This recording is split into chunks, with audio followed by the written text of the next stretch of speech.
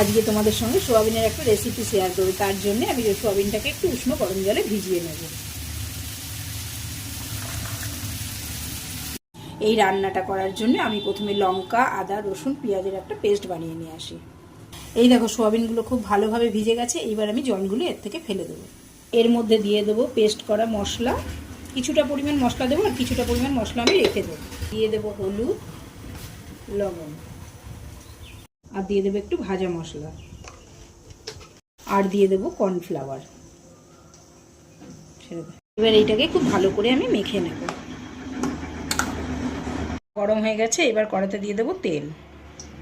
এগুলোকে আমি ভালোভাবে ভেজে নেব।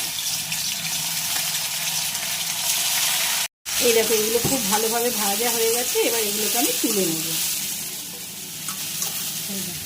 এইদিকে আমি নিয়ে নিয়েছি ক্যাপসিকাম কুচি আর কিছু আলু।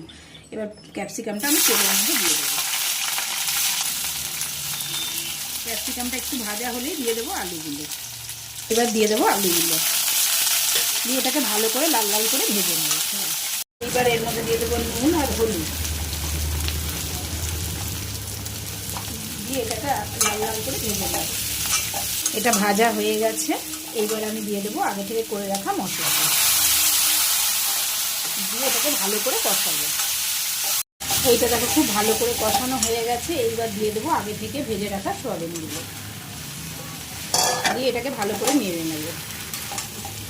এবার এর মধ্যে দিয়ে দেবো কিছুটা পরিমাণ জল। টেস্টটা ব্যালেন্স করার জন্য দিয়ে দেবো কিছুটা পরিমাণ চিনি, আর দিয়ে দেবো সস। এইবার এর মধ্যে দিয়ে দেবো একটু গরম মশলার গুঁড়ো। এই দেখো ফ্রেন্ডস, তৈরি আমার সোয়াবিনের এই রেসিপিটা। এটা তোমরা বাড়িতে ট্রাই করতে পারো, আশা করি তোমাদের খুব ভালো লাগবে।